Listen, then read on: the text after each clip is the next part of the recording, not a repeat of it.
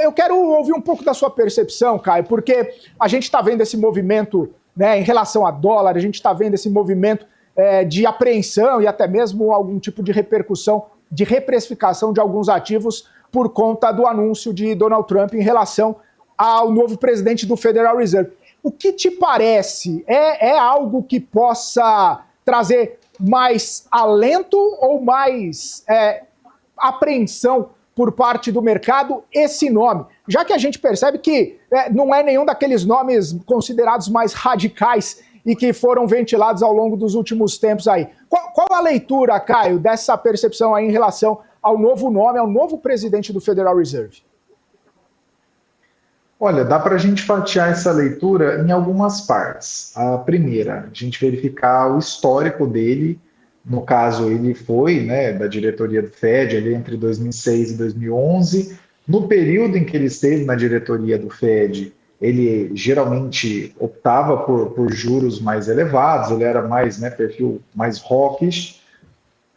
Aí a gente vem um pouco mais recente. Do ano passado para cá, 2025, ele tem ecoado algumas visões do Donald Trump a respeito dos juros estarem em um patamar mais elevado do que deveriam estar. Né? Se a gente for parar para pensar, né, a gente teve a reunião recentemente, está na faixa 3,5 a 3,75. Os juros para 2 anos e para 10 anos estão perto, para 2 anos, eu até estou dando uma olhada na tela agora, o para 2 anos está perto de 3,5, ou seja, né, numa conta bem fácil, simplificada, teria mais um corte de 25 basis points pela frente. E o de 10 anos, ele está em 4,25, ou seja, não teria nenhum espaço para cair. Então, não sei exatamente que tipo de coisa, que tipo de visão que ele teria sobre isso, mas uma coisa, 2 pontos que são muito importantes são os seguintes. O primeiro, o Fed, tal qual acontece aqui no Banco Central do Brasil, ele é um colegiado. Então, você só mudar o presidente não necessariamente significa que você terá uma grande mudança na política monetária que estiver sendo conduzida, no caso, né? Uhum. Segundo ponto disso, você tem que esperar a atuação em termos práticos. Tal qual eu disse, inclusive falei aqui para vocês no final de 2024, sobre o Galípolo, no caso, antes de um ano vendo como são tomadas as decisões, e no caso do Fed ainda tem um ponto adicional, né, tem as coletivas depois das decisões, como é que reage, se vai ser mais institucional, ou se vai ser mais suscetível a eventuais pressões ali da mídia especializada, do mercado e qualquer coisa do tipo. Antes a gente ter um ano sequencial disso, é muito difícil a gente partir do pressuposto de que vai ser um canetador de juros, né? Alguém que colocaria os juros no curto prazo em uma trajetória diferente, bem diferente e menor do que o que o longo prazo indica. Então, acredito que agora o que esteja acontecendo, com essa indicação de um nome que não vem das alas mais radicais, mas, de novo, isso não significa que ele não possa ir por essa direção, mas também não dá para saber antes de ver ele atuando. Eu acho que isso deu um certo alívio para os mercados, principalmente os ativos ligados ao dólar, diante de um momento em que a gente vem de um 2025 que foi o pior ano para o DXY, né, ou seja, para o dólar perante as outras moedas desde 2017, né, teve uma queda de basicamente 10%. Então, se fosse colocado alguém que tem de cara esse perfil de que, olha, vai canetar juros, né, ou como muita gente tem colocado agora, né, vai dilmar, vai seguir nessa direção, aí a continuidade do DXY caindo certamente é o que a gente estaria vendo. Mas como no caso é alguém que não tem esse perfil, embora tenha falas recentes que vão mais nessa direção, então aí dá para o mercado ficar um pouquinho mais tranquilo. Mas certeza mesmo a gente vai ter depois de um ano que ele estiver tomando as decisões lá. Boa. Ô, Caio, até você falou do Banco Central brasileiro, né? A gente viu essa semana abrindo porta para poder cortar os juros agora em março. Muita gente no mercado animou, né? Trouxe aí essa percepção de que agora vai. Não sabe se 0,25, não sabe se 0,5, mas a gente teve dados importantes do mercado de trabalho nesses 2 últimos dias, ontem e hoje, que podem colaborar com essa leitura de um Banco Central mais firme nesse início de corte de juros. Qual que é a leitura, né, desses próximos passos diante dos dados que acabaram saindo depois da comunicação do Banco Central? Eu acredito que essa leitura do Banco Central mais cautelosa ela é correta, porque, em primeiro lugar, ela leva em consideração que o objetivo central, né, de desaceleração da economia, para que a inflação possa arrumar para a meta e para que o mercado de trabalho deixe de ficar tão aquecido, esses dois objetivos estão sendo cumpridos, ainda um pouco aquém. Eu acredito que ainda exista um receio razoável, apesar de no comunicado isso ter sido apenas uma linha, ainda existe um receio razoável do impulso fiscal que possa acontecer, afinal de contas estamos em um ano eleitoral. Agora, o que eu verifico é que essa postura mais cautelosa, a meu ver, significa que na reunião de março, o Banco Central deve sim começar o seu ciclo de cortes, mas com 25 basis points, e deixando bem claro que o ritmo vai ser ditado pelos dados conforme eles forem acontecendo. Só que, se a gente for bem observar, esses dados realmente já indicam que dá para seguir, para iniciar um ciclo de cortes, né? Eu, sinceramente, não vejo nenhum problema disso não ter sido iniciado agora, né?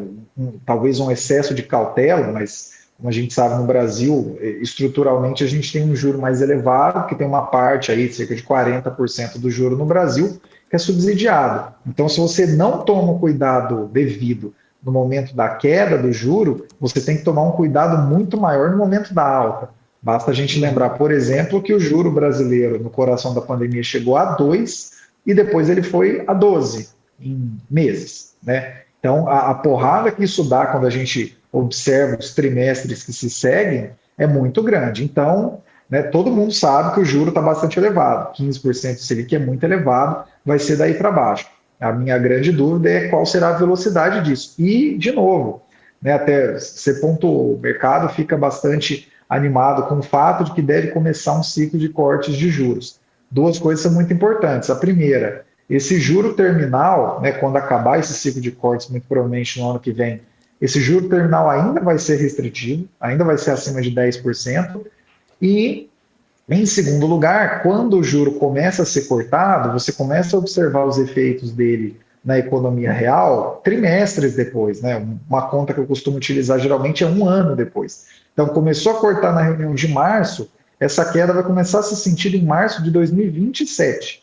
Né? Então, acredito que a movimentação mais positiva do mercado vem mesmo desse rotation que tem acontecido de capital saindo dos Estados Unidos e indo para mercados, sobretudo os mercados emergentes, e unindo ao fato de que o Banco Central sinalizou de maneira bastante direta que deve começar agora esse ciclo de corte de juros, acho que o mercado tende a ficar bastante animado. Mas os efeitos, a meu ver, disso, se tudo der muito certo, são de 27 em diante, 28 em diante, para ser mais seguro.